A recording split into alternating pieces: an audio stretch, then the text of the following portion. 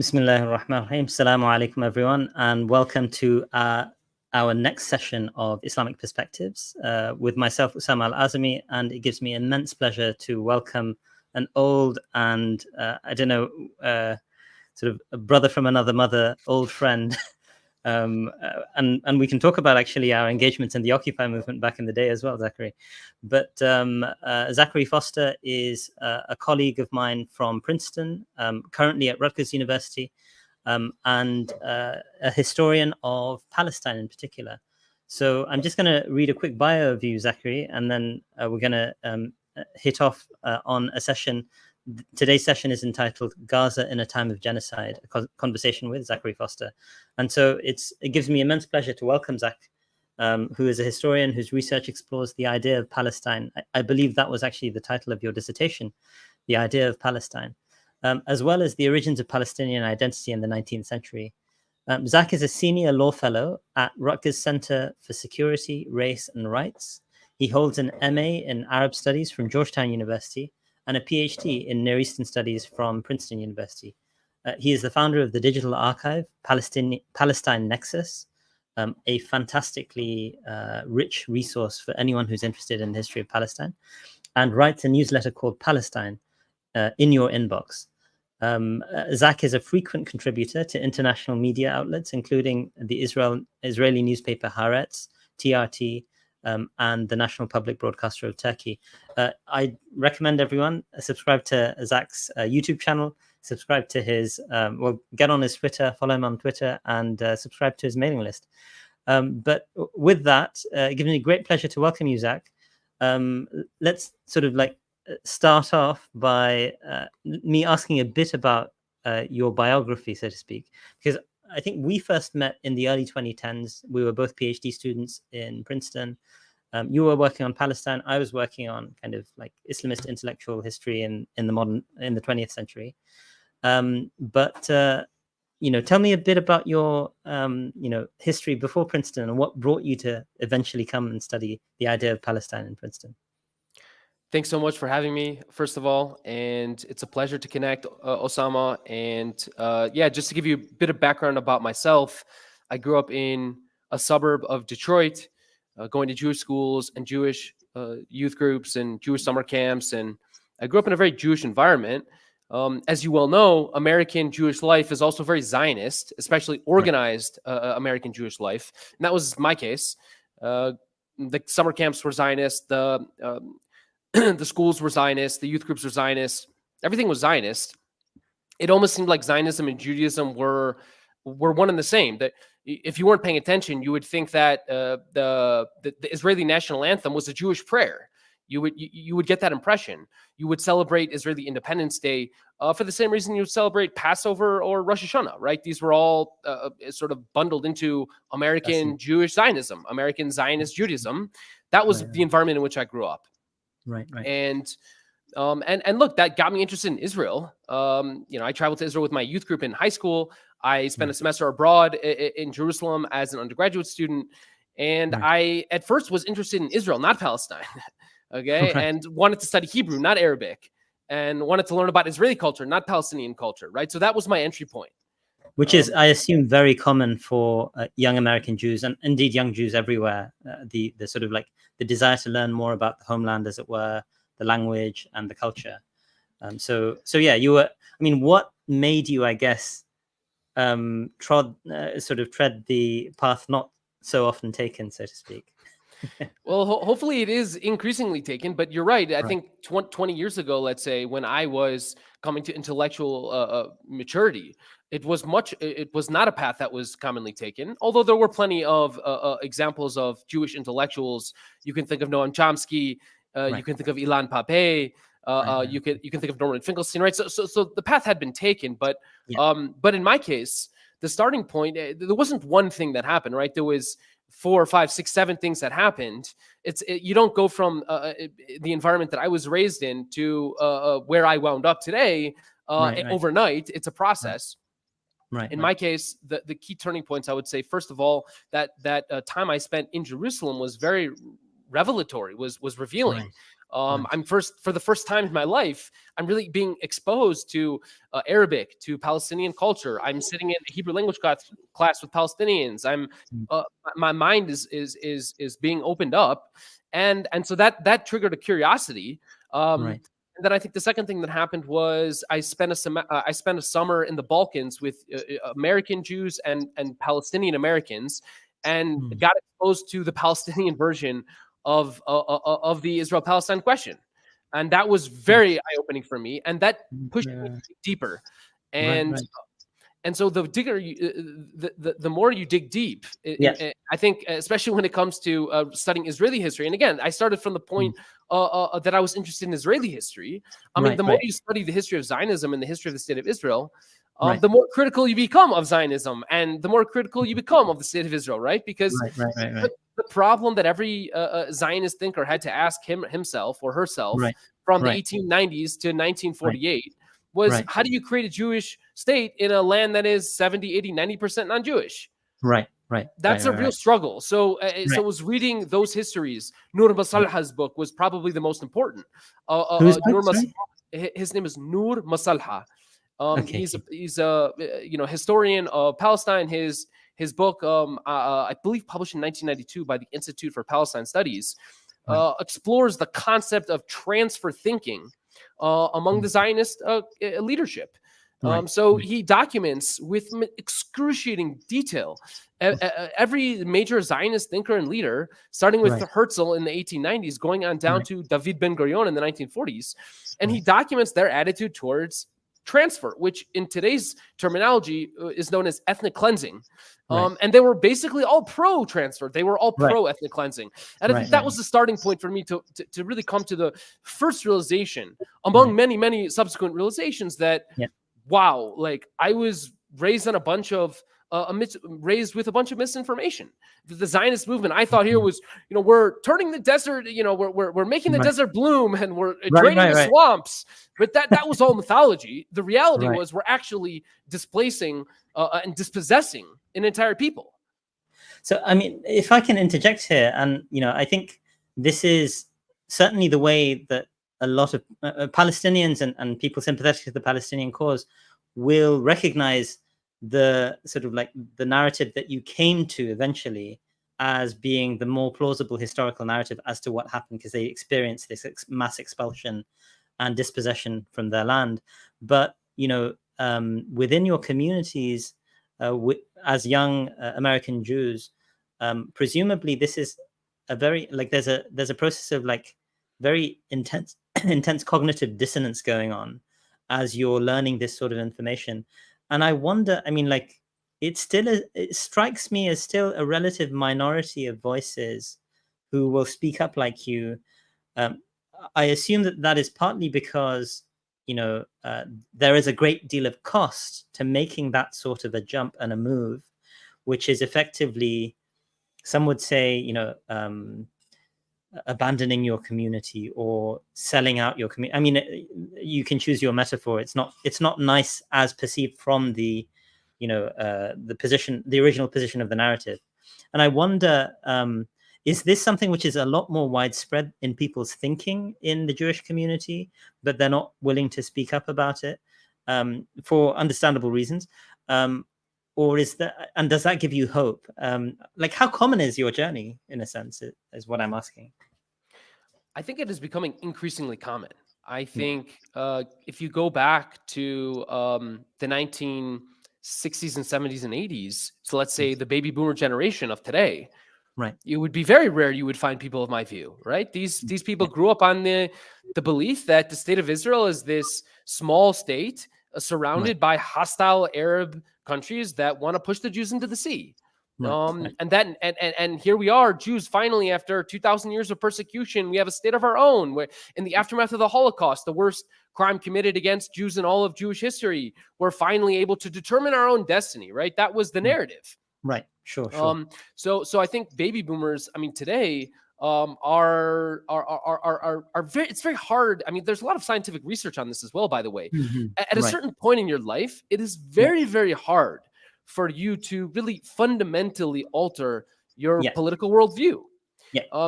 However, I think certainly by certainly by the early 2000s, I think Yeah. maybe 2000, especially after Israel imposed a blockade on Gaza in beginning in 2005-6, but really Right. tightening the screws in 2007. I think it Right. became clear to more and more people that Israel was carrying out these grotesque crimes against humanity. I mean, you go back to those years when you have a total blockade and siege on Gaza and an Right. increasing annexation of the West Bank and Right. the solidification, the consolidation of Israel's apartheid rule in the Right. West Bank. What Right. you Right. have is a situation where it just becomes increasingly undeniable that you have a totally a pariah state. So I Right. think over the past 10, 15, 20 years, what we've seen is more and more American Jews come to the realization, I mean, not just American Jews, right? European Jews, South American Jews, etc., come to the realization that this state is not acting in our interests. In fact, it is endangering us. And if you go back to Israel's aerial bombardment campaigns, or let's call them Israel's mass murder campaigns in Gaza, the first was 2007-8. The second was 2012. The third was 2014. The fourth was 2018-19. The fifth was 2021. In each of these engagements, Israel is committing indiscriminate slaughter, mass murder. I mean, and that's the conclusion of every human rights organization that has investigated the crimes committed during these wars. So I just think it became increasingly untenable to make this argument that, wow, Israel is somehow the underdog, or Israel is somehow the most moral army in the world. These arguments just fell flat on their face and became, I think, increasingly, untenable, completely untenable. Yeah, completely untenable. And I mean, when you enumerate it in the way that you just have, and you just sort of talk about the way that human rights organizations have been saying this across the board, it sounds very reasonable what you're saying. That and of course, it is all very powerfully vindicated on this particular day in The Hague at the ICJ, the International Court of Justice today, issued an advisory opinion saying that the occupation was illegal, that effectively Israel was engaged in a form of discrimination that amounted to apartheid, although I don't think that actually was used in the words, and that international law dictates that states now need to effectively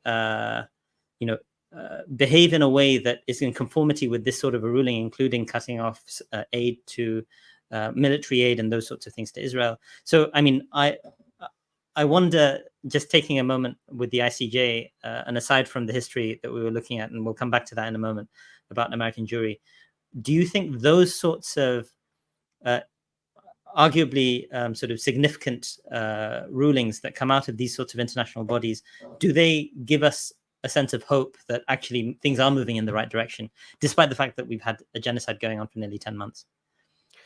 I think the short answer is yes.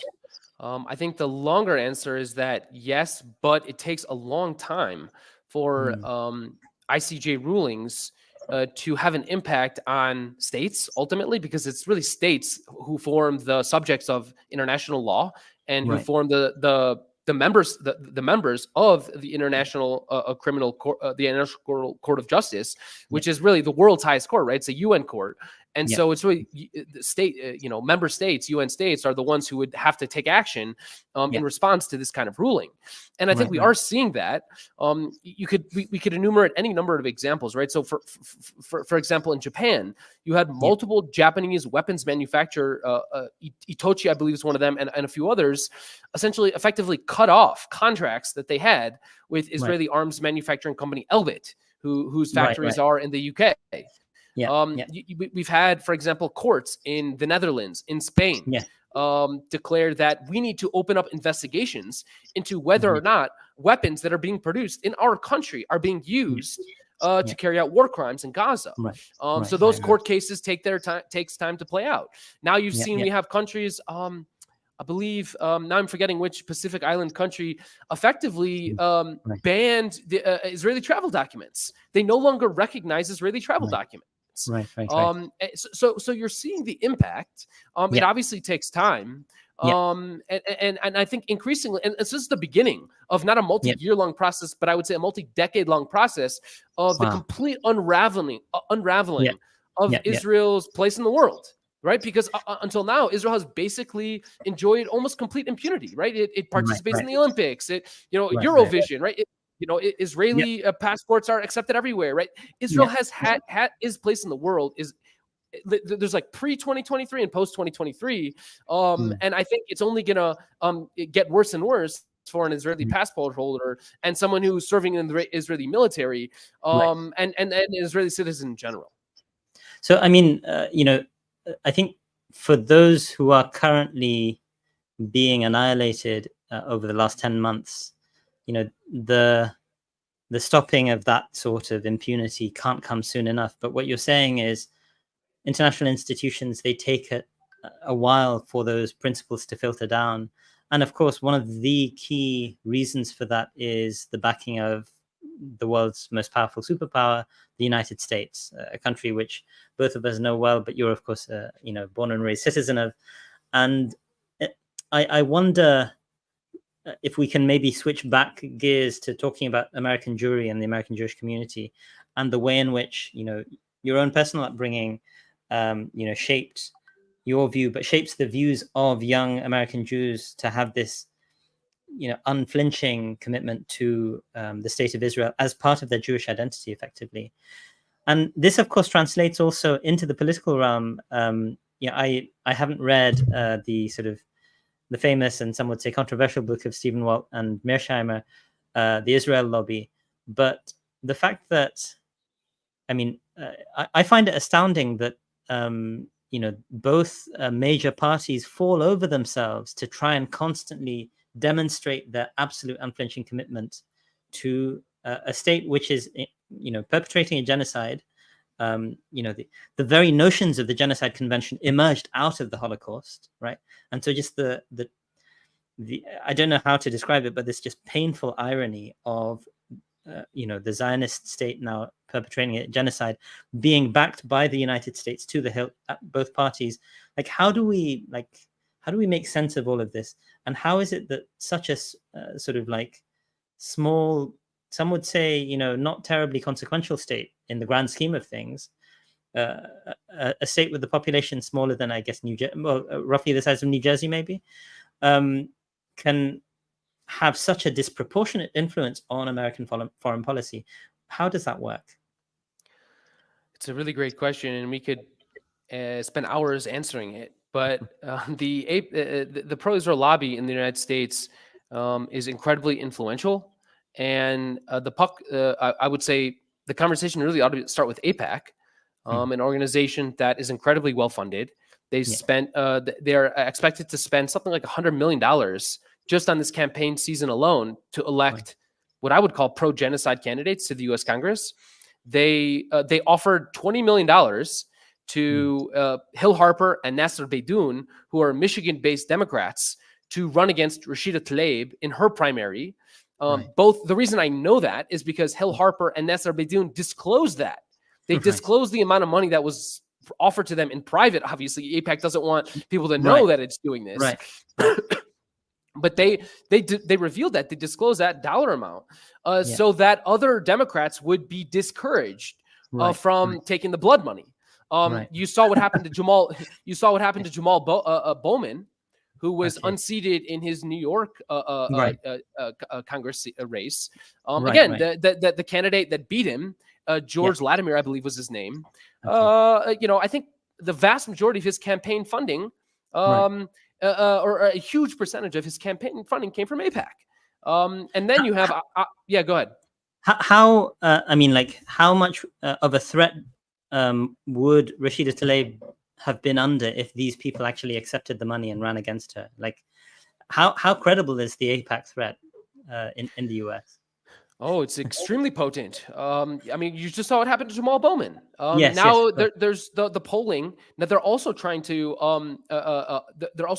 unseat Cori Bush, and the polling that is coming out of her race is dire. She is being she is, I think by some polls she's down like 20 points.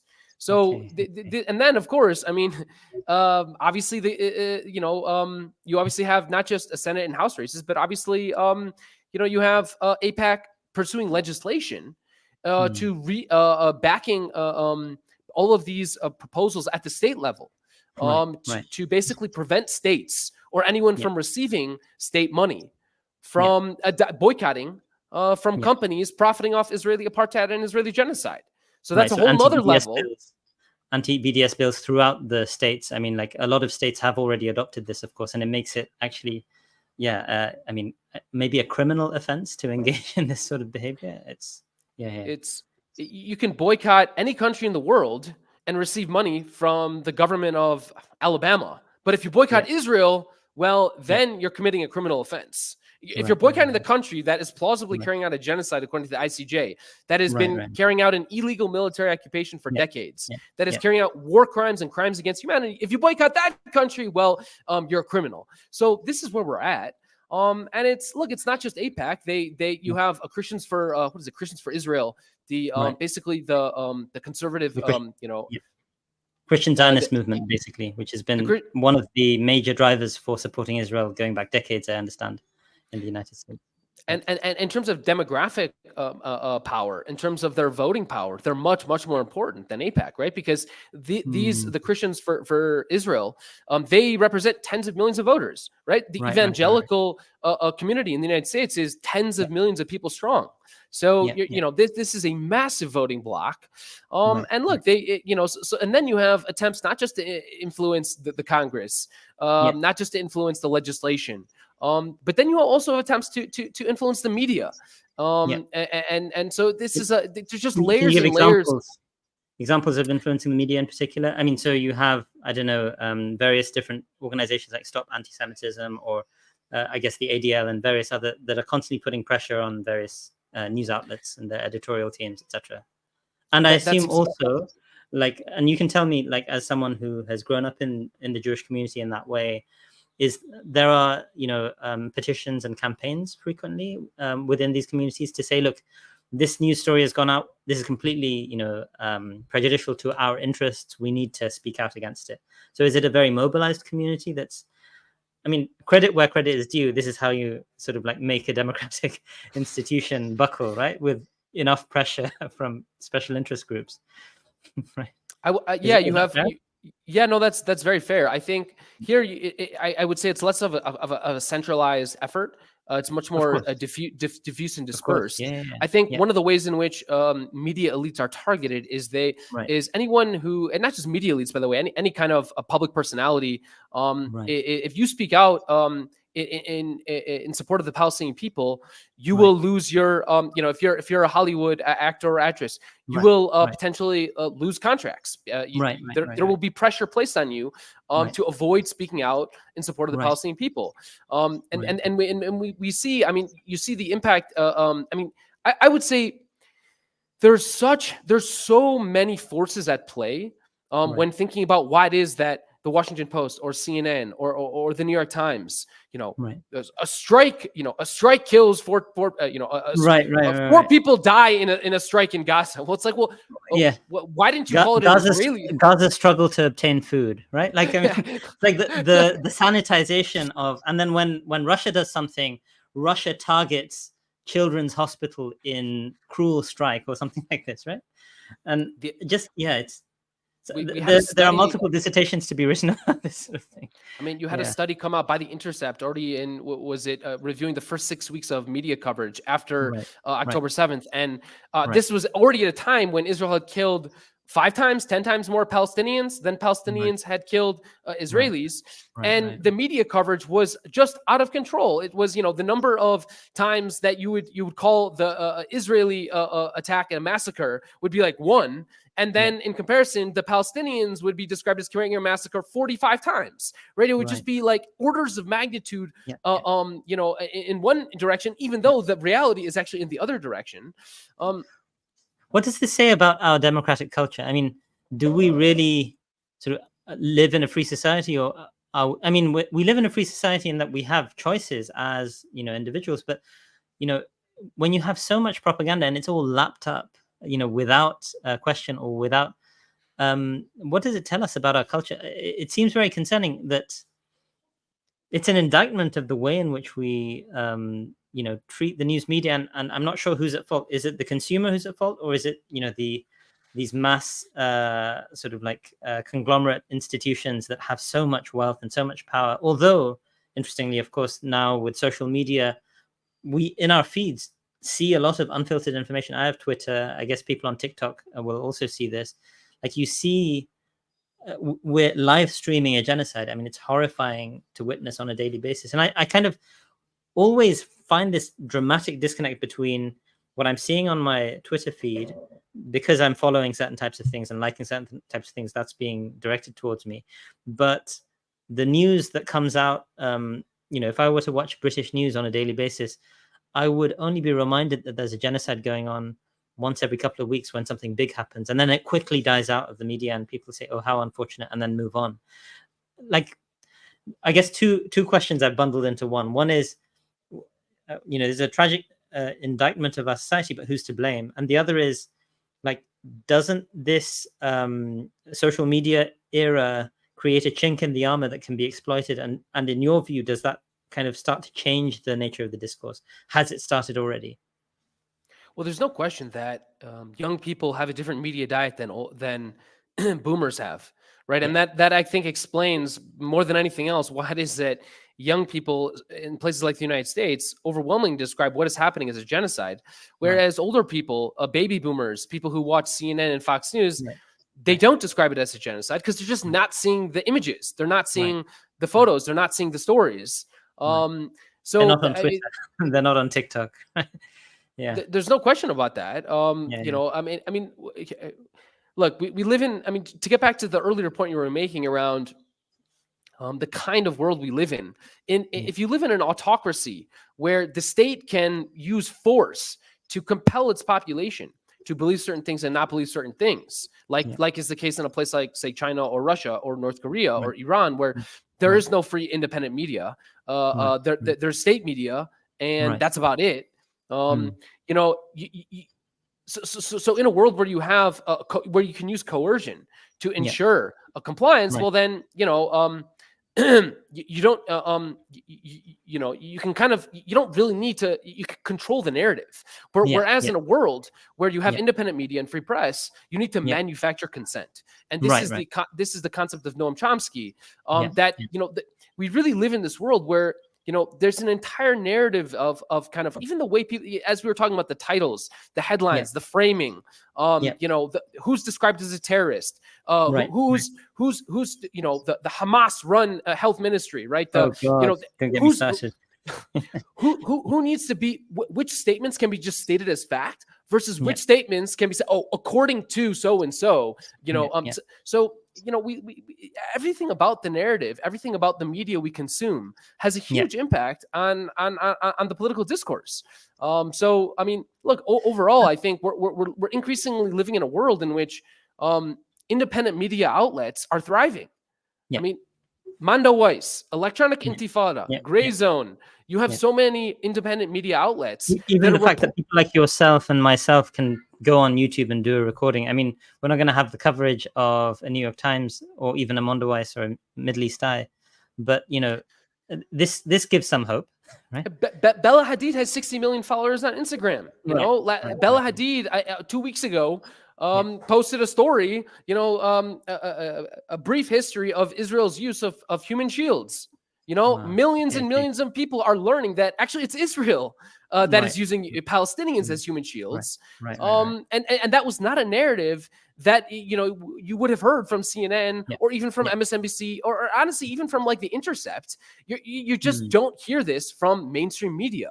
So I do think that we are seeing a sea change. So I mean, just you mentioned The Intercept towards the end of that, and I just can't help but remember what The Intercept was when it was founded by these people who had uncovered the Snowden sort of like leaks of 2013, and really had revealed in black and white how the United States and actually the globe to a certain extent is a surveillance kind of apparatus. But at the same time, now a lot of these founding journalists, like literally the founders of MSNBC, of The Intercept, have moved on from the organization. It seems to have become basically another corporate media entity that is, all in with the Democrats, which has, of course, been as much a vehicle of genocide as anyone else has. And, whether we have Biden or Trump, Trump will probably be gloves off genocide, but, Biden is like sweet words genocide, right? I mean, I'm not sure which is better, to be honest. And so, I wonder, like, there is hope. The struggle continues, like with these sorts of alternative voices, but also there is retrenchment within the establishment. I mean, do you see like this people kind of explaining to themselves, look, we're here for a greater good? Even someone like Alexandria Ocasio-Cortez is not talking very much about the genocide and was giving support to Joe Biden. I think everyone's like criticizing Joe Biden now that he's down and out. I mean, the establishment just has a way of replicating itself and making itself survive. I don't want to sound too pessimistic, but what do you think is what are the realistic hopes that actually the establishment, the people who matter in positions of power, are going to start saying, no, this is not acceptable. We're going to switch. We're going to switch gears. I assume right now it's the political classes, so the Bidens of the world and the Pentagon. They are fully committed, and of course, people like Antony Blinken, are fully committed to perpetuating this genocide. At the end of the day, all this media attention is a bit of an inconvenience, but they need to maintain their commitment to Israel for whatever reason, lifelong commitments, or the fact that it actually has quite a useful utility to the project of American empire in the Middle East in particular. I wonder, like, how does that change in your view, or can you foresee a path? And I guess, sorry, there's a very long-winded question. The final point to that would be, what does the average person have to offer in this sort of situation? What can we do to shift the needle slightly? Yeah, maybe I'll come back to that last question, and maybe start with your first question, which is more about where do we see things going with the political class and the military class and the tech class and the business class? Unfortunately, you have a lot to gain if you support Israel, and you have a lot to lose if you support the Palestinians, and that is the reality in almost every, I would say, in both political parties. That's the reality in the tech world. That's the reality in the VC world. That's the reality in the business community. Maybe let's start with tech and business. Right. Google and Amazon have these multi-billion-dollar projects. One of them is known as Project Nimbus, in which they're providing essentially the state of Israel cloud services to help Israel carry out its genocide. And you even had an Israeli military official, I believe, just this week, post a tweet to the effect of, "Well, thank you, Google and Amazon, for your services. This is helping us murder more Palestinians." In the VC world, it's even worse. I have multiple contacts in the Palestinians who work in VC who have just been absolutely horrified, questioning their entire decision of going into the VC world in the first place, where the influence of Israelis. These are high net worth Palestinians who are like VCs, high net worth or not, the venture capital world has a huge impact on the direction of tech investment. And these are people who are sitting in these VC firms absolutely horrified at the things they're hearing. Right. If you move to the media, every single New York Times Jerusalem bureau correspondent is either has kids in the Israeli military, is themselves, has basically a partner who works for some Israeli propaganda organization. The Washington Post, the New York Times, CNN, Jake Tapper. You go through the list of correspondences at these organizations. They are sort of like diehard Zionists. It's quite remarkable, actually, how it is that Zionists have had such a profound impact on our media discourse. Then you go to politics, where the influence of AIPAC is, as we already talked about, profound. So it almost doesn't matter what sector of the economy we are talking about. The influence of the Israel lobby is profound, and so there's just you have nothing to gain by speaking out on behalf of the Palestinians, and you have a tremendous amount to lose. But sorry. I mean, I think that is very true of the current reality, and we're witnessing how 10 months of genocide can be perpetrated without much pushback in the chattering classes and the establishment in the United States. The UN has been a very interesting place to watch, of course, because that's where the global South has been trying to voice its dissent. But, like, I guess, surely this cannot be sustained.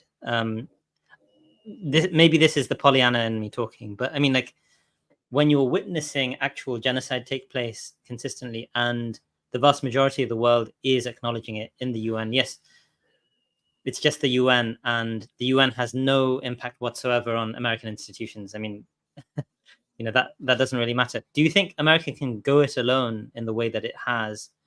The American establishment just continues in this way, or do you see that actually there is prospect for change? We're using tools, very sort of like minority voices, of course, but tools produced by the Googles of the world. We're on YouTube right now. Yeah. To express our dissent and our outrage and our objections. I watch Ali Abu Nima on Electronic Intifada regularly, and it's powerful stuff. Al Jazeera, I'm kind of surprised. Like, Al Jazeera is quite unfiltered in the way it talks about the genocide, particularly in Al Jazeera Arabic, and it's on YouTube. Like, you can watch it on YouTube. That's where I get my Al Jazeera. So, but are these all sort of like not really very important in the grand scheme of things in your view? Well, I do think we are seeing a sea change in the media diets of your average American, or for that matter, European or Middle Easterner or whoever else. I do think that if you asked an 18-year-old high school kid in Texas or California, what do you watch? The answer is not going to be CNN. They wouldn't even know how to access CNN. Like, a cable box? What is that? I actually don't even know. So I think that I think that because the platformatization of our media diet, right, where it's whether it's going to happen, whether it's TikTok or YouTube or Twitter or Instagram, all of these apps have replaced the traditional broadcast channels, i.e. the cable box, as the primary method by which young people consume media.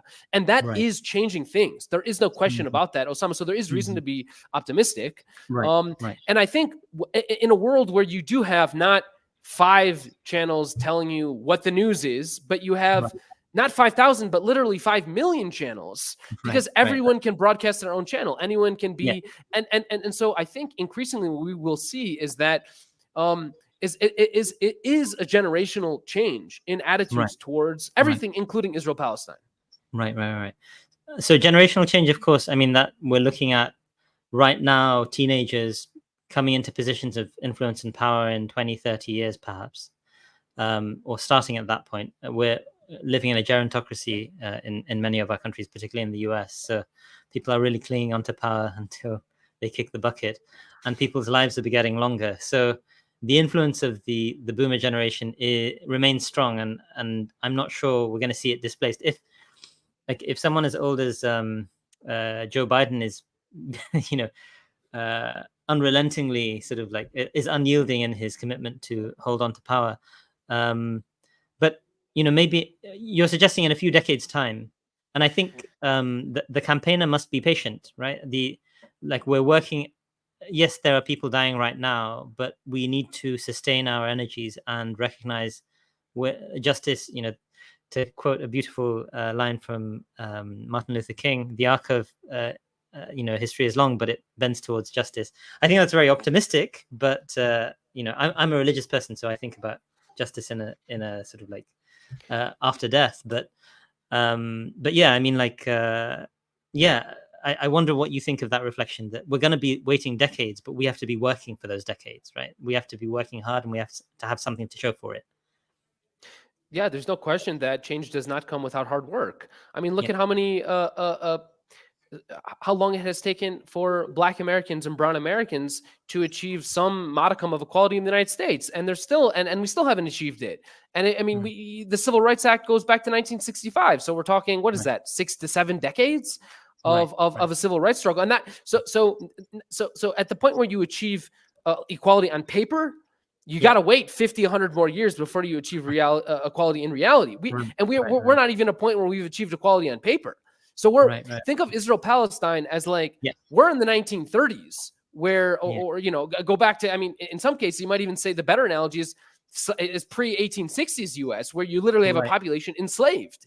So depending on whether you're in Gaza, let's say you have to go back 180 years, let's say, to American slavery. Well, maybe if you're in the West Bank, you go back to, say, Jim Crow, where we're talking 1920s, 30s. Or if you're in Israel proper, maybe let's go back to like the 1960s, 70s. But basically, that is the state of that is the state of affairs. So we're talking about decades and decades and decades of struggle ahead of us. Right. And I mean, that puts things in perspective, but it also will hopefully put us in the right state of mind for the journey ahead, because we're not going to be, we're not going to solve anything anytime soon. We have to work the long game. And I guess it's relatively good that you and I are relatively young. I'd like to think so anyway. And we want to be part of those decades of struggle. And I hope that, people who are listening and watching and going to watch the replay as well will take that to heart, that this is going to be, the struggle for justice is going to be a long struggle, but it's always worth it. And, I, as a sort of, religious Muslim, think about it in a sense of my obligation towards God. I wonder, like, does that element play a role for Jews who are speaking out against, because of course, it's a religious tradition. It's an interesting, I mean, I'm not an expert on sort of like Jewish studies, but it's a religious tradition, but it's also an ethnic tradition. So it's a fascinating blend of those two things. And the notion of a commitment to justice, I understand, is actually quite central to Jewish culture. I remember attending some of these events in Princeton where people spoke about Tikkun Olam, right? I'm probably butchering the pronunciation a bit, but Cornel West gave a wonderful. Cornel West and the current President Eisgruber, both attended the same event organized by Jewish students, talking about like Tikkun Olam. This is probably back in 2012 or something like this.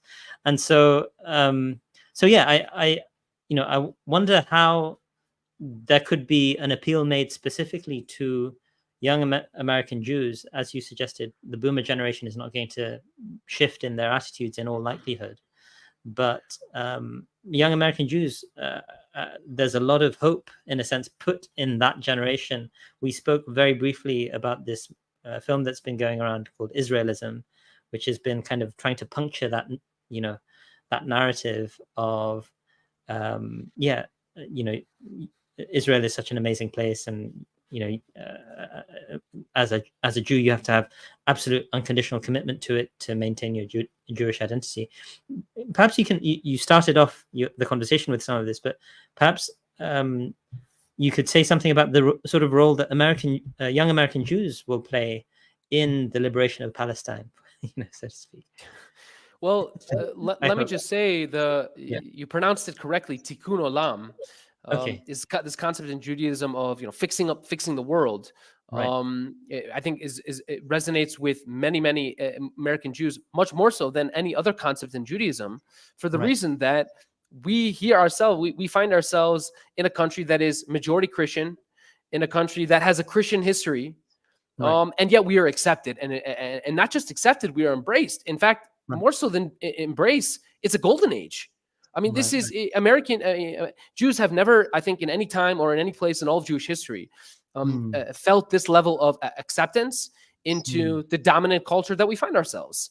And why is that? It's because I think we all are able to observe certain aspects of American democracy that we find great meaning and value in. Right, this idea of separation of powers, this idea of a church and state being separate, this idea of independent judiciary, this idea of an independent media, of a strong civil society. These are all things we have in the United States. There are a lot of things we don't have, but we have many things, and I think and I think Tikkun Olam fits very, very nicely into that kind of worldview. I would also add that there's a Rabbi Akiva, who's one of the great rabbis in Pirkei Avot, one of the great books in Jewish history. He says, if you had to summarize. He's asked in Pirkei Avot. He's asked, summarize all of Judaism in one sentence. And do you know what he says, Usaama? Do you know what he responds with? Go on. Ve'ahavta le'recha kamocha. Ve'ahavta le'recha kamocha. Love your neighbor like you love thyself. Okay, that summarizes all of Judaism in 3 words. Right. And I think he's right. And I think if this is sort of the most basic principle, universal human principle, which is treat other people the way you want to be treated. And going back to the Code of Hammurabi, if you look at all of these different codes of ethics across time and space, this is the basic idea. It's actually pretty simple. The golden rule. Right. Treat others as you would like to be treated. Yes. I mean, this is also, of course, it's a hadith from the Prophet quite explicitly. لا يؤمن أحدكم حتى يحب لأخيه ما يحب لنفسه. We did Michael Cook's course together, so I know you. I don't know if you've sort of like practiced your Islamic studies chops recently, but I know you can understand that if I gave that to you in a piece of writing. So no, I mean that's. I think that there are great resources in all of these traditions to do great good. I'm currently actually reviewing a book on ISIS for Oxford University Press, and it just reminds one that traditions can have aberrant interpretations which then cause a great deal of suffering. But in a sense, I would argue, as a non-Jew, of course, that Zionism is just such an interpretation. It's just that sort of an aberration. I wonder what you, as like someone coming from within the Jewish tradition, think of Zionism, because it ultimately is kind of a secular ideology that comes out of the nationalist tradition, and it's kind of tacked on to Jewish culture, Jewish religion. And of course, you wrote your dissertation on these sorts of themes. And Zionism has become a very sensitive issue now, because like anti-Zionism is seen as anti-Semitism in a lot of circles. Could you perhaps take us through this in a way that's safe, so to speak? Well, I wonder if we can start with the American Reform Jewish response to Zionism, articulated in the Pittsburgh Platform of 1885, which is sort of the founding document of American Reform Judaism. Right. And the position was that Zionism was anti-Semitic. Okay, this was the position of many American Reform rabbis, because they looked at the Zionist movement and said, "Wait, hold on, you're saying we don't belong in Germany? The German Jews aren't real Germans, right? The American Jews, we're not real Americans. We're actually something else. We're of some other racial, ethnic composition. So therefore, we don't really belong in the United States or in Germany." And guess who else said that? Well, the Nazis also said that. So, in some ways, when you're aligning yourself ideologically with all these other national, fascist, Nazi movements, there's some questions that ought to be asked. So, in some sense, I think one of the first and earliest responses among Jews to Zionism was, "Please, we want to have nothing to do with this movement. You are jeopardizing our status. You are endangering our status in our own home communities. And we don't want to leave. We want to be accepted as equals in Germany, in France, in the United States." So that was one response. There was another response. Can I just interject there briefly, which is, I mean, I was recently watching Ilan Pepe talk about his latest book, Lobbying for Zionism on Both Sides of the Atlantic. And he basically made a similar comment to yours. A British MP who was of Jewish heritage in, the early 20th century was saying precisely this, that look, as soon as you advocate for this position, you're saying, I'm not welcome here anymore. I'm not part of this country. I don't belong here. And so, I mean, that's a very understandable response on that level. Yeah. If you look at the most important document in all of Zionist history, it would probably be the Balfour Declaration of 1917, in which the British Empire declared their support for a national homeland for the Jews in Palestine. And if you go back to that moment in history and look at the British cabinet, okay, there was only one voice in the entire British cabinet who opposed the Balfour Declaration. Yeah. And guess what? That was the only Jew in the British cabinet at the time. I believe his name was Morgenthau. Morgenthau, I believe is his name. And he opposed the Balfour Declaration because he said, "What do you mean my homeland's Palestine? My homeland is Great Britain." Then the guy who proposed this idea in the first place, Arthur Balfour, who was Prime Minister of Britain in 1905, he sponsored legislation to keep Jews out of Great Britain at a time when they were being slaughtered in the masses in Eastern Europe. So you have all these Jews being slaughtered. He's an anti-Semite. Like he was an anti-Semite basically. He's a raging anti-Semite and he's a Zionist, whereas the Jew, universalist, he's the anti-Zionist. So this was, I think, generally speaking, the attitude of a majority of Jews, certainly in the first few decades after the emergence of the Zionist movement. Then, of course, you also have, I would say, there were two other, maybe even three other strains within Jewish communities around the world who rejected Zionism. I would say the first were the traditional religious Jews, who saw Zionism as a heresy. These are people coming to you, telling you you should believe in some new ideology that has actually nothing to do with Judaism, that you should worship new symbols, you should worship a new flag, again, having nothing to do with Judaism, who are introducing new holidays into the Jewish calendar, again, which are not Talmudic holidays, which are not rabbinic holidays, which are not biblical holidays. And then on top of all that, they're telling you, you know, you need to show allegiance to this movement, which is basically a secular movement. And if anything, there's this other belief in Judaism, which says that anything you do to play God's role is antithetical to Judaism, because you know you can't. And actually, Islam has similar ideas, right? You can't. You know, you can't even have a picture of Muhammad, right? Because you know, you basically in Judaism, the idea is, anyone who comes and tells you they're the Mashiach, they're the Messiah, is committing a heresy. And in traditional Jewish thought, the idea was there will eventually be an end of days. Jews also have eschatological beliefs. And at the end of days, Jews will gather in the Holy Land. And so, but only God decides when the end of days comes. It's totally heretical for a human being, for a Jew, to try and pull that future forward, to try to play God's role. And that's exactly what the Zionists did. They said, it's time for the end of days, right? We're all going to move to Palestine. And the traditional Jews were like, whoa, we've seen that before. That's heresy.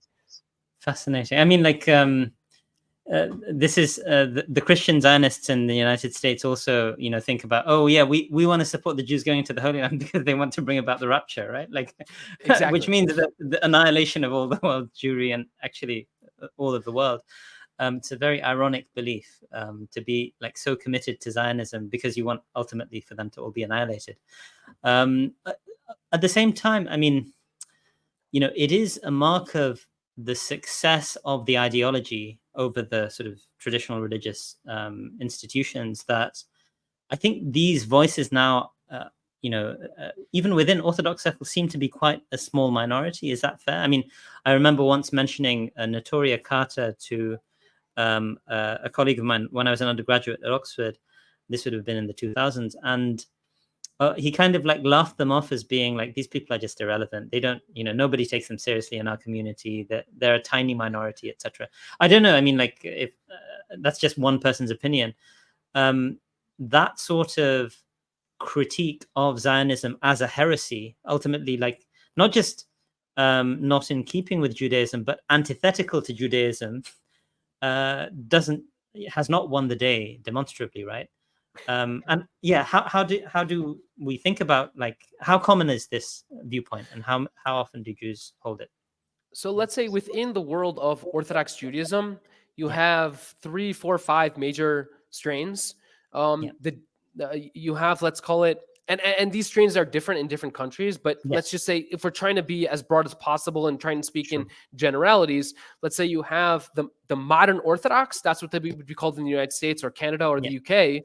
The equivalent in Israel would be Dati Leumi, national religious. These people are very, very Zionists, okay?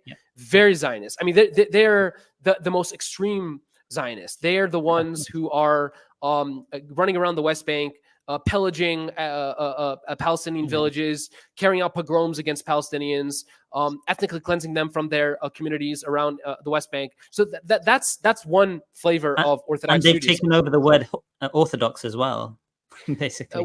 Well, I mean, that's probably fair to say, because that is the image that probably most of us have, just because numerically they're largest.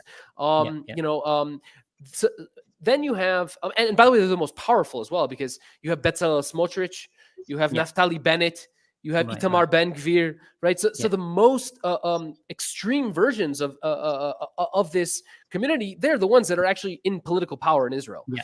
Yeah. Um, Yeah. but then you have, I would say, that what is oftentimes called Haredi, which is in the United Yeah. States, you might call them Ultra, ultra Orthodox ultra or Orthodox. Yeah. black hat Orthodox. Here you Mm. have, I think, a range of views. I would say Mm. increasingly they have become more and more Zionist over the decades. But Mm. traditionally, that was not the case. Right. Traditionally, I would actually say they were much more so, let's just say, indifferent to Zionism. That Zionism is this thing, we're not going to worry about it. We're not hostile to it, but we're not Yeah. supporting it. It just Yeah. exists, but it Yeah. just doesn't matter to us because Right. it's Right. not Right. fundamentally, the state of Israel is Right. not fundamentally a Jewish institution. They don't observe Jewish law. In fact, the Right. Israeli government is, violates Jewish law in a million different ways. So they're Right. Right. Right. basically just of the opinion. But that was the more traditional view. I think increasingly they have become more Zionist. Then I you see. have, I would say, Mm. a third view within the Orthodox world, which Neturei Karta, which is the most, let's say, extreme form of, but you have a much larger version of it. The Satmar Hasidim, 100,000 of them. Okay, well, this is not a small community. There's Right. 100,000 Satmar Hasidim, which is, let's Yeah. call them again, a form of ultra Orthodox Judaism, the Hasidic sect of Yeah. Judaism, who explicitly define themselves as non-Zionist, and some of Mm. them would even say they're anti-Zionist. Again, Right. for all Right. the reasons we already talked about. Right. So there are definitely multiple strains within Orthodox Judaism, and there's a non-trivial number of ultra-Orthodox Jews Mm. who are themselves very, very hostile to Zionism. But you've just said about 100,000, which is, it's non-trivial, but it is a very small minority. And I assume this 100,000 is kind of distributed in different parts of the world. That's Or correct. are you? Yeah. Yeah. So I mean, in some respects, what? And then you have, I guess, liberal Jewry. A lot of young Americans, I assume, are part of this. They're not necessarily sort of you can tell me what they are. Like, they have that ethnic connection, but not necessarily a deep religious connection. Is that Yeah, fair? that's exactly right. I think 50% of American Jews are unaffiliated. It's not Right. that they are Reform, Conservative, or Orthodox. It's that they don't identify with any of those movements. Right. Right. Right. They're totally, I would say, unaffiliated in the sense that they don't identify with any institution or they don't identify with any movement within the Jewish world. Then you have obviously Reform. I mean, we're talking about the United States right now. The Reform, Yeah. Conservative, Yeah. and Orthodox, call it roughly about equal, maybe Mm. 10% Orthodox, maybe 20-25% conservative, 20-25% Reform, Reform. Yeah. and then 50% unaffiliated. Yeah. That would be Yeah. the rough breakdown. Yeah. Yeah. Um, So, I mean, that's very interesting. The unaffiliated, however, I mean, would they still have gone through these kind of summer camps growing up and become committed to the Zionist idea? Is it 50% unaffiliated but 100% Zionist? Is that the sort of reality of American Jewry, at no, I least in would. their development? It's a very good question, and things are changing in real Mm. time, right? On the eve Yes. of October 7th, so there was a Yeah. poll conducted among American Jewish millennials, Right. but this before October 7th. Right. About Right. a quarter of them defined Right. Israel as an apartheid state. Okay, so a quarter of Wow. Jewish millennials as of Okay. 2022 were said Israel is an apartheid state. So okay, I mean, that's in obviously a America, minority. saying that in America is kind of like a big deal, right? I mean, like, it's not a good thing to be an apartheid state. But 25% is not it's not a small minority, though. No, it's It not is a a small. minority. Yeah. And then I think if you look at the polling among American Jews post October 7th, Yeah. I would Yeah. say an overwhelming majority of, Yeah. again, Yeah. young Americans, we're not talking about boomers, but Yeah. an overwhelming majority of young Americans describe Israel's war on Gaza as a genocide. Right. And so, do you think that? I mean, presumably you do to a certain extent. You kind of fit into that category as well. That these people have an important role to play in the process of bringing an end to this kind of genocidal project. Which, I mean, I don't know if you would agree with this, but like, a lot of people would say that Zionism was a genocidal project from the beginning. People like Jabotinsky and various other, Herzl and others, recognized that they would have to engage in ethnic cleansing, as you suggested. So do you think American Jewry, and it's the largest population of Jews globally, right, in the United States, is that Yeah, accurate? Or Israel and the United States have a roughly equal number. Israel may have a slightly larger number. I think it's like 7 million in Israel and maybe 6 million in the United States, something to that effect. So, I mean, what kind of role do you think specifically American Jewry and Young American Jewry, and is there like a concerted effort now to try and shift the dial on this and give them a voice and say that, look, we don't want to support this anymore? Is it already happening? Oh, I mean, what we are witnessing today is, I think, as I said, an absolute sea change in public opinion more generally, but obviously among Jews as well. When I was an undergraduate student at the University of Michigan, this is circa 2003, 4, 5, 6, 7. The student government voted overwhelmingly against a boycott, divestment, and sanctions resolution. This was in 2004 or so. And that student government had many, many Jews on it, and they were all very, very pro-Israel. And the Jews were all, the Jews that I was very involved on campus. I could tell you, and I kind of flipped midway through. And so I was both in the Palestine and the Israel group. So we're talking circa 2003, 4, 5, 6, 7. There were almost no Jews in the Students for Justice and Palestine chapter. Almost none. You go to the SJP chapters today, they're half Jewish. Jewish Voice for Peace and all of these people. You have JVP didn't exist on my campus 20 years ago. If Not Now didn't exist. The organizations, so If Not Now, founded by an anti-Zionist Jew. Now you have JBP all over. You have SJP, which is half Jewish. So Jews are vocal. They are increasingly speaking out. They are increasingly supporting Palestinian human rights. And we're seeing in just 20 years, you have a complete flippening of the position of the young Jews in the United States. I remember a decade ago, like Peter Beinart had emerged, and he was one of these early voices, I think, from within the establishment, at least the media establishment, kind of expressing his discomfort at what's going on.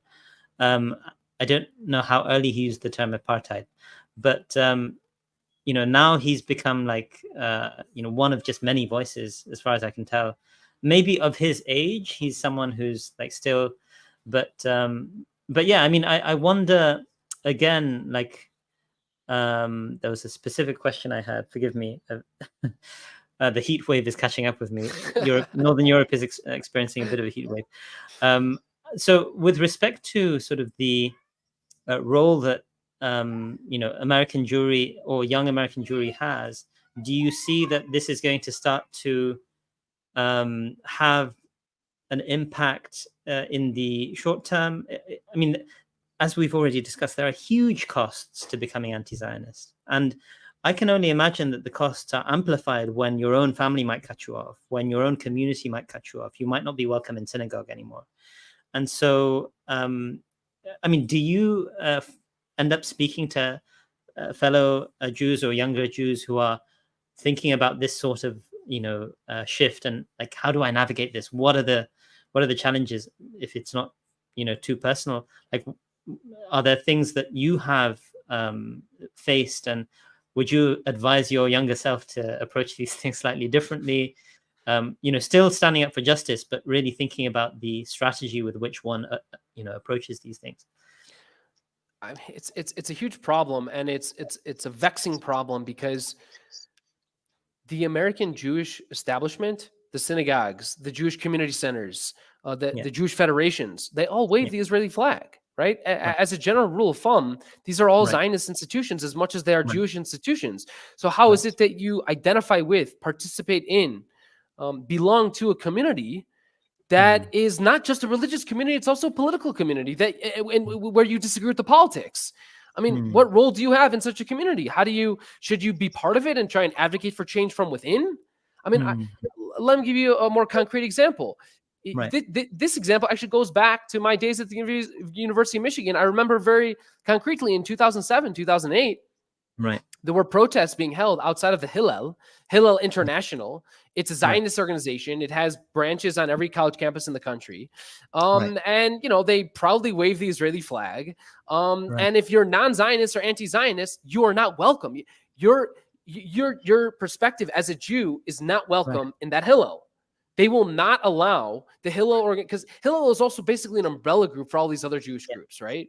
But except the anti-Zionist Jewish groups, they are not invited to be part of the Hillel. And so there were actually protests outside of the Hillel. But that's also where they hold the congregation for the Saturday morning services. So here I am passing by people I agree with, protesting my institution that I have to enter into just to pray on a Saturday morning. What do I do? Do I pray or do I protest? Oh my God. I mean, I don't really have a solution to that problem. Do you think, I mean, people like yourself have something of a role to, you know, give advice to younger Jewish Americans who are kind of grappling with these sorts of questions, and just opening up a space for that conversation? Do you think that conversation is taking place in earnest at this point on, you know, on a large scale, or is it still quite sort of like taboo to really talk about these things? It's a very good question. And I think the conversation has really barely even begun. I mean, unfortunately, I mean, American Jewish, and it's not just American Jewish, by the way. I've been in Jewish communities all around the world, and it's more or less the same problem wherever you go. I was in a synagogue in Panama. The Jewish community in Panama is quite influential, and you walk into the synagogue complex and they have, you know, the pictures of all 230 Israeli hostages plastered on the walls. The same was true in a synagogue I went to in, where was it? Was it Detroit? In Detroit, Michigan, same thing. They have actually on the side of the congregation, inside the synagogue itself, not like the hallway, but the actual synagogue itself, in the congregation, they have 230 empty seats with a photo of all the hostages inside the shul. And my only question was, well, should we also create, if we want to politicize things, should we also have 3,400 seats for all the Palestinian hostages being held in Israel's torture dungeons? Right. So it's a big problem. These synagogues have politicized themselves, and I think the solution here is that no, we have to fight for our institutions from within. You don't get to decide which Jewish views are politically appropriate and which are not. If you want to call yourself a Jewish institution, well, then you better be inviting of all Jews, no matter their political persuasion. And when you're go ahead. Sorry. Go ahead. And so when you politicize the institution to such an extent, because this isn't some, you know, I mean, you know, there was the politicization before October 7th, which was, we're going to say a prayer for the state of Israel and we're going to wave the Israeli flag. But it was, you could say, relatively kind of muted, and it wasn't so, it didn't scream at you. But now the politics screams at you, and it's unacceptable. So, I mean, one assumes from their internal perspective that politics is screaming at you because we feel like we're in an existential crisis. But I like the fact that what you're saying is, you know, your position is we need to go into these institutions and make our voices heard. We're just as Jewish as anyone else here. And we want to, you know, make clear that you don't speak in my name when you behave in this way. And, you know, I'm hopeful, Zach, when I speak to people like you. You know, this goes back years because, you know, we did a lot of activism in Princeton as well. I recall, whether it was at the Occupy movement and also like during some of these mowing the lawn events, unfortunately. So in 2014, I remember we were sort of like engaging in the department.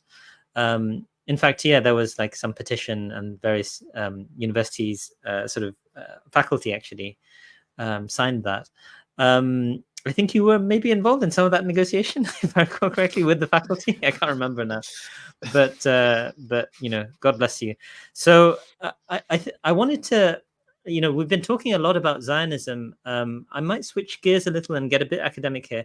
Just ask, you know, what's the definition of Zionism that you're working with?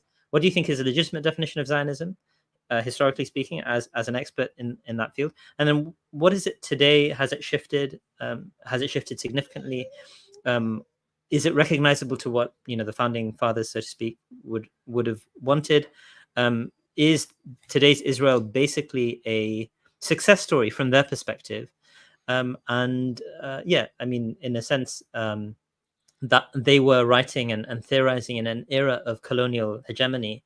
It was the heyday of colonialism. So, is this basically the afterglow of a successful colonial ideology in the context of 50 years after independence movements, right? I mean, is it like a very anachronistic colonialist ideology? Oh, I just realized we also have a question. Should I? Yeah, Phil whichever you like. Phil Yeah. Getz. I don't know if you know Phil Getz.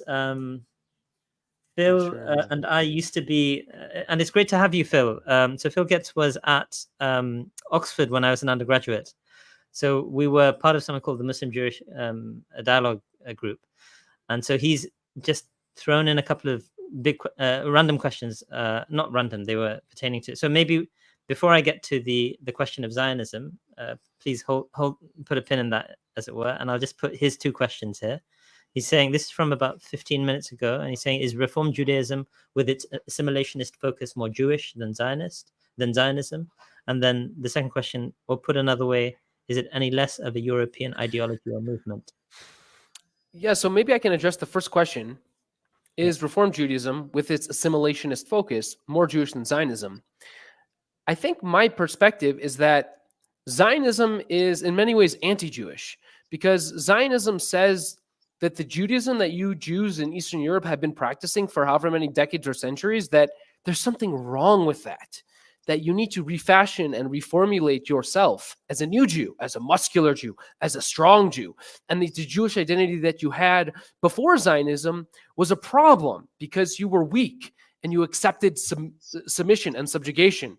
And you were, carried off to the slaughterhouse like a cattle and a sheep, just being slaughtered, right? So in some ways, Zionism rejected, and by the way, that's why a lot of the Zionist leaders, Theodor Herzl, Max Nordau, Ze'ev Jabotinsky, Arthur Rupin, all four of those guys harbored anti-Semitic beliefs, and it came out in their writings. Max Nordau, he was a very famous playwright in the 1870s and 80s. His writings are replete with anti-Semitic portrayals of the Jew as having leprosy. Theodor Herzl, he writes a pamphlet called Die Maschel, which, I mean, I hope we're not going to get canceled on this live stream, but that German word corresponds to the English word kike. Okay, he wrote a pamphlet titled with that word in the title, and describes, and the first sentence of the piece is, if you are not a Zionist, you are a mashal. Okay?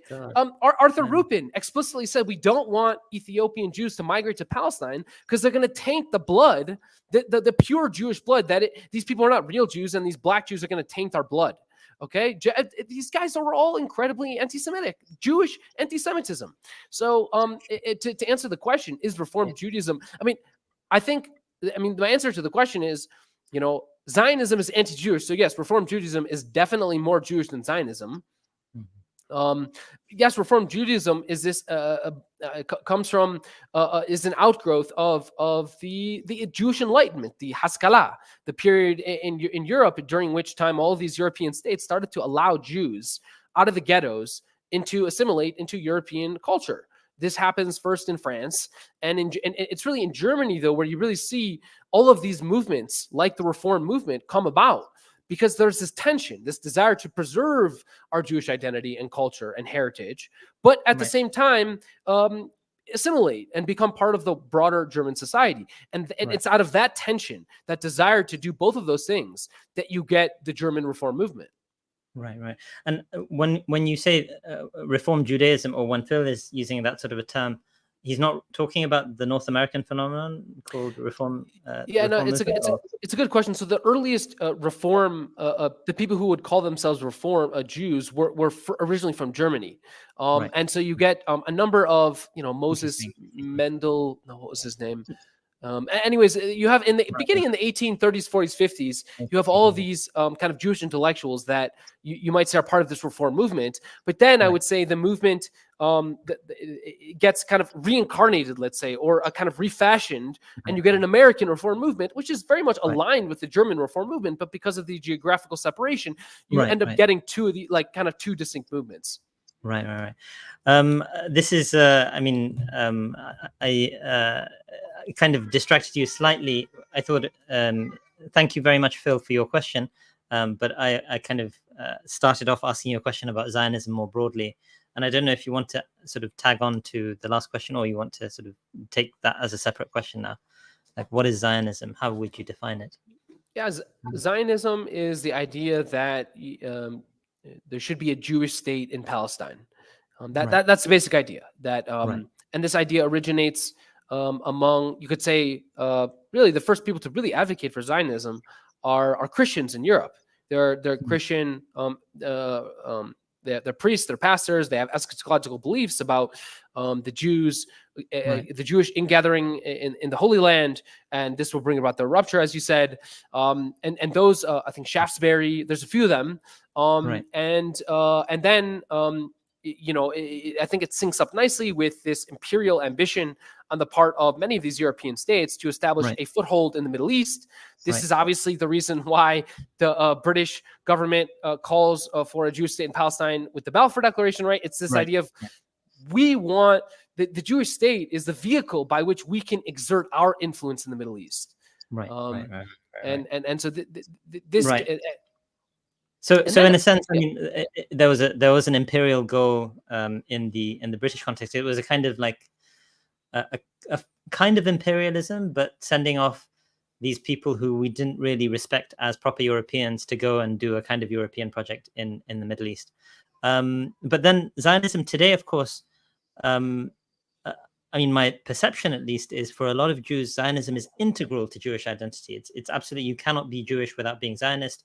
And of course, there's a constant refrain, especially within sort of, I think, establishment circles, that anti-Zionism is anti-Semitism.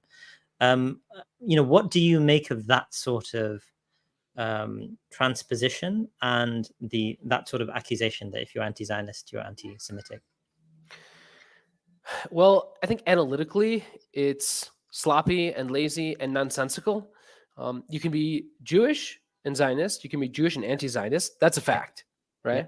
You can be anti-Semitic and Zionist, and you can be anti-Semitic and anti-Zionist. Okay, that's also a fact, because we're just describing people's beliefs in the real world. So to say that anti-Zionist, to say that you're anti-Semitic, you have to be you have to be a Zionist to be Jewish is just analytically false, because it's just not you're not describing reality. You're imagining the way maybe you hope reality is.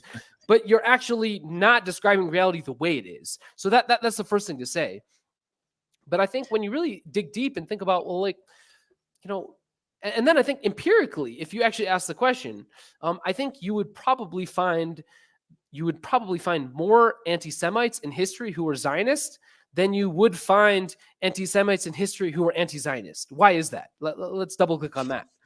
Because anti-Semites said Jews don't belong. We don't want them here. That we don't. They're not part of us. They're something else. They're different. They're either racially different or religiously different or culturally different. However you want to describe it. There has been racial anti-Semitism. There has been religious anti-Semitism. But those people, they don't belong in our midst. So in some ways, the Zionists actually had a lot in common with the anti-Semites, because the Zionists also said we don't belong here. We belong. We need our own country. That's the only place where we're going to be safe. And in fact, that's why over the years you had a great, the Zionists often, who were the first people to partner with the Zionists? They were the anti-Semites. In the aftermath of Hitler's rise to power in 1933 Germany, Jews around the world all almost spontaneously, this leaderless boycott emerged. Don't buy German products. Don't buy Nazi products. We don't want to support this regime. But guess what happened? Guess what happened? Who was the group of Jews that essentially broke the boycott? It was the Zionists. The Zionists engaged in basically secret negotiations with the Nazis in 1933. It was called the Ha'avara Agreement, during which German Jews could preserve some of their property. They would be able to, their bank accounts would basically be transferred over to some German institution, some German bank. And that German bank would facilitate their assets to be, some of them to be transferred to Palestine on condition that they buy German products. And those German products would then get shipped to Palestine. So you get this flooding of German politics in Palestine. Why? because the Right. Zionists and the Nazis had this kind of natural alliance, right? The marriage of convenience, Marriage right? of convenience, This yeah. might sound shocking to people, right, who have this Yeah, belief that wow. Zionism is somehow the solution to anti-Semitism, but Right, actually right, it was the non-Zionists and the anti-Zionists who right. said boycott Nazi Germany. And it was Yeah. the Zionists who said make an alliance with Nazi Germany because we have shared goals. We and the Nazis together both want to rid Germany of the Jews and send them all to Palestine.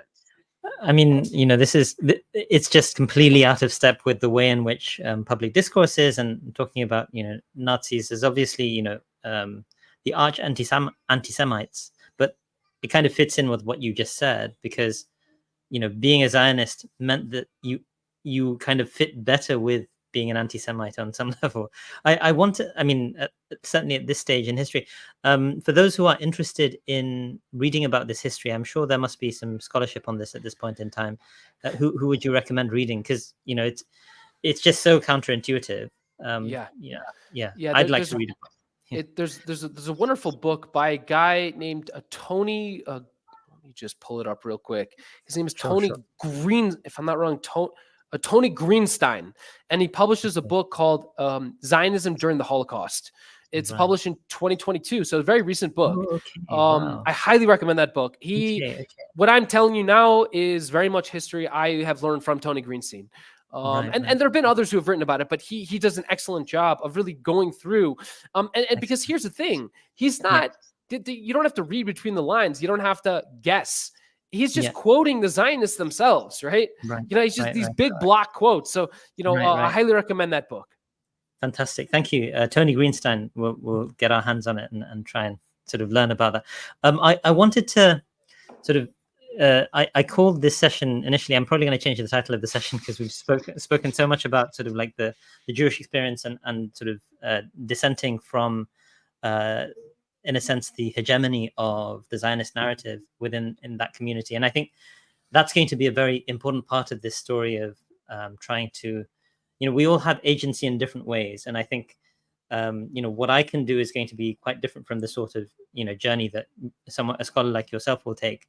But I think this is an important area in which, you know, I hope that many more sort of Jewish anti-Zionists, shall we say, will band together and try and create this alternative narrative, not be shut out of like Jewish identity because you are anti-Zionist, but actually you're quite a proud Jew yourself, as far as I understand. You know, I understand sort of Jewish identity is a very complex. It's got thousands of years of history, and I don't want to sort of reduce it to a soundbite. But I really am glad to have you as a friend and someone who's working in this way to try and rid the world of something which is like just a horrifying genocide that we're witnessing before our very eyes. And you must have also recently come across that. I think you tweeted this because I follow you on Twitter, of course, about the Lancet, recent Lancet letter, which suggested that actually, I mean, like we have dramatic underestimates of the number of people who've died. It's estimated around 40,000 people, but this is probably the people who they have the names for and they can confirm through identifying, etc., etc. And the realistic estimate in a wartime scenario was given at 186,000 or higher, which would have been, according to the letter in the Lancet, 7.9% of the population of the country of Palestine, of Gaza, sorry.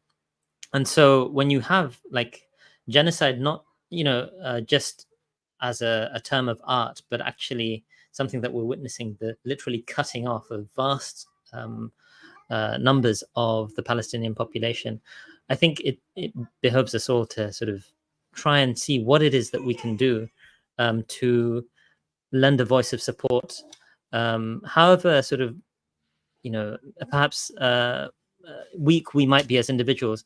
I just wanted to highlight, like, you're an American citizen.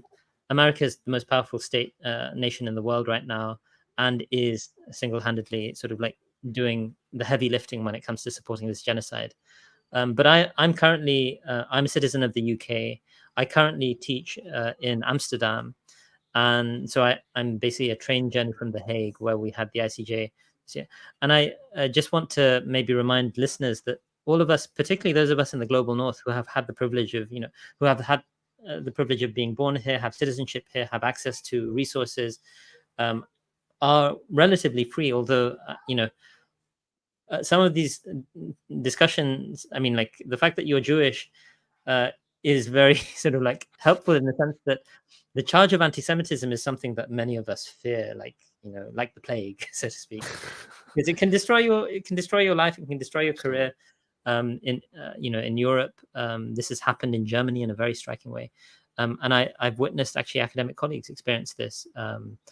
You've probably seen this in the last 10 months as well. So sorry, that was all kind of like a long-winded way of saying I'm very grateful for the sort of work that you're putting into this, and I hope this is the first of a conversation. I hope we can keep these sorts of conversations going. And I hope that if you think that there's anything that the two of us could discuss, again, please feel free to let me know as well. Perhaps we can sort of move to a question that I'd asked earlier, and I think you parked it. Like, what is it that we can do as individuals at various levels? Like, I'm non-Jewish academic, you're a Jewish academic, but besides being an academic, you're an activist. You've worked in the tech startup world to a certain extent, as far as I recall, and so people have things to contribute to bringing an end to genocide, bringing greater justice to the world, reducing racism in the world. What do you think we can do, like in various capacities? Yeah, great question. I think there's no right or wrong way to be an activist. You can start with the individual level. I have family, I have friends, I'm in a community. What impact can I have on my family and my friends in my community? I'm a consumer. What do I buy? What do I not buy? I'm a consumer not of products and services, but also of media. What do I consume? What do I recommend that other people watch and read and listen? So that's at the individual level. But then also as an individual, I am I maybe I'm a student and my university is invested in companies profiting off Israeli apartheid and genocide. Can I have an impact on my university's investments? Maybe I'm an individual in a company. Small or large, maybe that company is, has partnerships with. If I work for Google or Amazon, my company is directly involved in the genocide. Maybe it may well be the case that I'm in a district where I can have I can go campaign door to door and help get the politician elected who is going to speak out on behalf of the Palestinians, right? Maybe I just can vote, right? I can show up to the ballot box in November and express my views there. So maybe I live in a big city where there's protests going on all the time and direct actions. Maybe if I'm in the UK, I can go show up to an Elbit factory and actually prevent the company that's producing the drones that are slaughtering Palestinians in the masses. I can show up to that factory and prevent them from shipping those drones. So there's no right or wrong way. Maybe I just, I'm active on TikTok and I have a big TikTok audience and maybe I can shed light on TikTok, right? So there's no right or wrong way to be an activist. We have to leverage our own skill set, our own interests, our own passions. And that's why I would encourage everyone to ask themselves, where do I have a unique ability or a unique skill set or unique leverage? And I would say move in that direction. I think that's pretty comprehensive. I don't have a great deal to add to that, to be honest, aside from saying that, sometimes there will be costs to these things. And sometimes, if you're single, it's a lot easier than if you're married, you have kids, you have, mouths to feed and things like that. But as someone who is actually, married and has 3 kids, I still think that the Overton window has shifted significantly. Like, what we can say on these sorts of issues has shifted, and we should be doing what we can to, pay attention to that and try and push that envelope as well. I think, in addition to, direct action is a tough one to a certain extent. It does require, taking very significant risks. And one of the things that I'm quite horrified by recently is Just Stop Oil, Stop the M25, which is like the big circular road around London. And these people have been, for peaceful protest, they caused disruption, but they've been imprisoned now for, between 4 and 5 years each. 5 of them together got 21 years. And so, I consider them people who are of the highest moral and ethical standing. And I think it's absolutely disgraceful what the judge has handed down in this particular case. And I hope there is room for appeal and so on. But I think that there are so many ways that these sorts of things can be. Sorry, I've got my little boy has come up here. Yes, Baba. Sorry, just give me one moment. Yes, Baba. Need a toilet. So go and ask Mama. Okay. Sorry. That was a bit of light entertainment. Comedic relief. Yes, absolutely. So I think, at the political level, I also want to again appeal to what's happening in the UK right now. And apologies if it is a bit Eurocentric in my lens here, but we just had an election in the UK, and the UK is, like the US, a two-party system. This is what happens in a lot of these electoral systems. We have first past the post. So as a consequence of that, the Labour Party won by a landslide because the Conservatives were really hated after 14 years of horrendous mismanagement of public services and austerity and so on. But for the first time in British electoral history since probably the Great Reform Act, we have a huge number of independents, and five of these members of parliament, including the great Jeremy Corbyn, were basically elected to office against the two-party system, which is virtually unheard of, because of their serious reservations about Palestine. Among other things, they were also very committed to helping get rid of austerity and sort of what you could say is left wing economic policies. And I think that this has really shown, there was a groundswell of activism on the Palestine question. And we live in democracies. We live in these environments where we can actually shift quite quickly and perfectly legitimately and constitutionally, within the rules, the people who are representing us. And I think this has created a certain kind of pressure, because when large numbers of votes are going in this sort of direction, we have in the US the uncommitted vote in the Democrat primaries, as far as I recall, people really showing their, disgust at Genocide Joe, as he's been, I think, quite rightfully called. And so, I really appreciate what you said earlier about also being within an institution that you have every right to call your own as well, like in the case of your synagogue or your local community. But I also think that that applies to our universities, as you suggested, our political institutions, our democratic institutions at the local level, at the national level. And so, and our media institutions as well. These should be institutions that are not just mouthpieces for power, but hold power to account. And what can we do to empower that sort of a voice? It's it's in the best traditions of democratic engagement.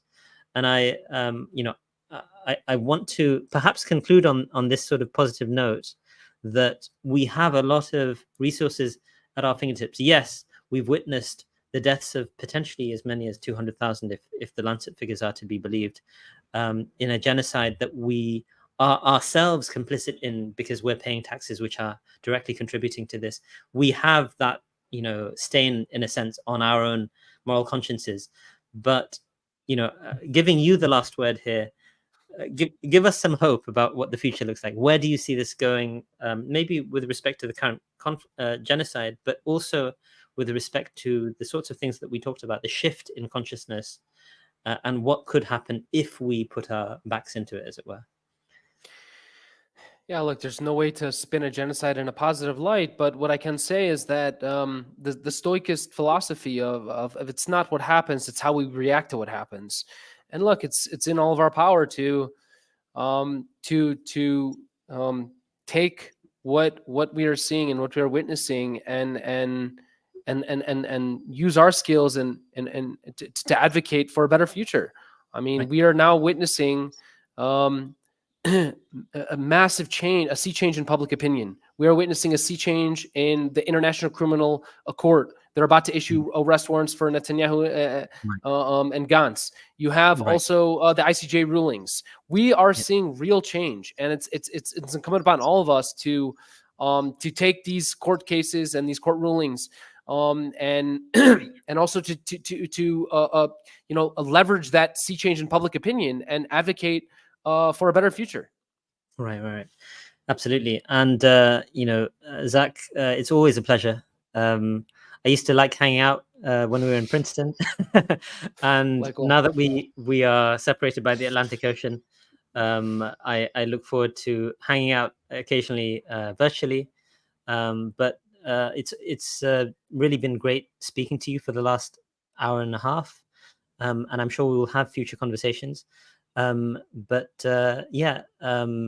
is how we create solidarity for the Palestinian cause across continents, and for the cause of justice. Ultimately, this is something that drives us. If it's not the Palestinians, it will be another cause of justice that we'll be standing for as well. Hopefully we'll solve this one and then move on to the next, but we've got, as you suggested earlier, decades of work to do. Thank you so much, Zach, and stick around for a bit.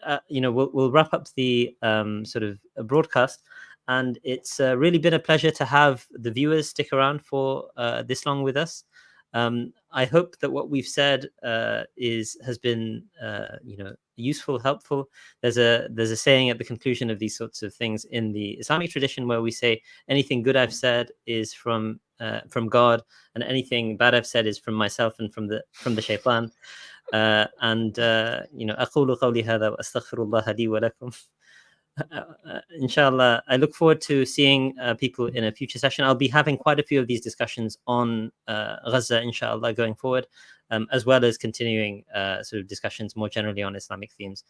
But with that, thank you all, and I look forward to seeing you on the next one. Assalamu alaikum wa rahmatullahi wa barakatuh.